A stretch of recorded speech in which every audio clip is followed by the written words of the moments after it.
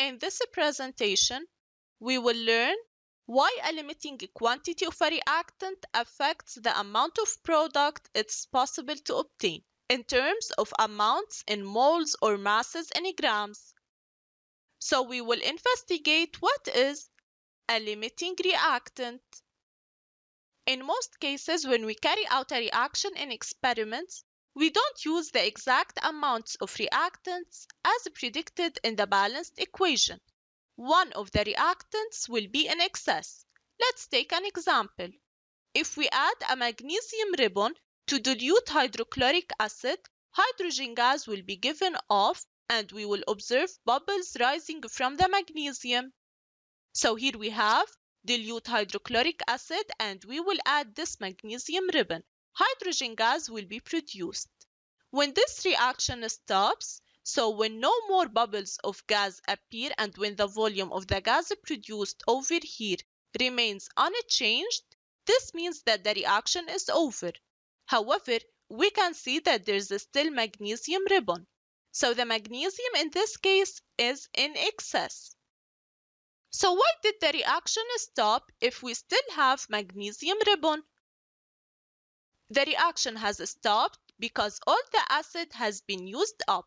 So in this case, the acid HCl is the limiting reactant. So the reactant that gets used up first in a reaction is called the limiting reactant or the limiting reagent. Let's take an example now to learn how to identify which of the reactants is the limiting reactant. If we have 4.80 grams of magnesium ribbon reacting in a solution of dilute hydrochloric acid containing 7.3 grams of HCl, which reactant is the limiting reactant? We are given the relative atomic masses of magnesium, hydrogen, and chlorine. First of all, you have to always start with writing the chemical equation for this reaction. Here we have the balanced chemical equation. So in order to determine which reactant is the limiting reactant, you have to write the balanced chemical equation. Mg, which is solid, will react with 2HCl aqueous to produce MgCl2, which is aqueous, and hydrogen gas, H2. So this is the chemical equation.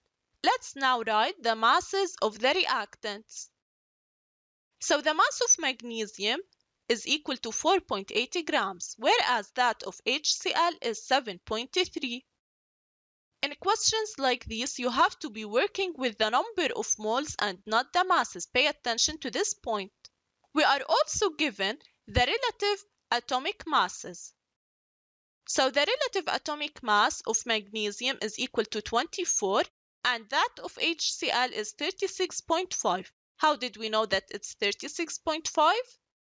So we will add up the relative atomic mass of hydrogen and that of chlorine. 1 plus 35.5 is 36.5. Now, because we have the mass and the relative atomic mass, we can calculate the number of moles.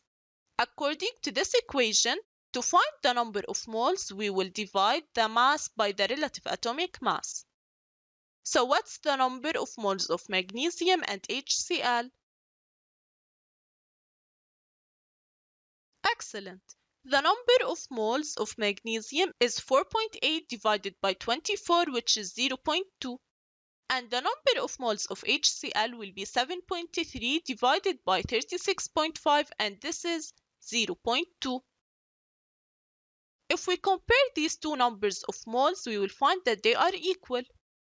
However, you have to pay attention to the stoichiometric coefficients. So now we have to find the ratio of each reactant. How to find the ratio? We will divide the number of moles by the stoichiometric coefficient. The stoichiometric coefficient is the coefficient used to balance the chemical equation. So that of magnesium is 1, here we have 1, and that of HCl is 2. So the ratio will be 0.2 divided by 1, which is equal to 0.2, and that of HCl will be 0.2 divided by 2, and this is 0.1. Now compare the ratio. Which ratio is smaller? Excellent. The ratio of HCl is smaller, and thus HCl is the limiting reactant or the limiting reagent, and magnesium is in excess. You can also think about it in this way.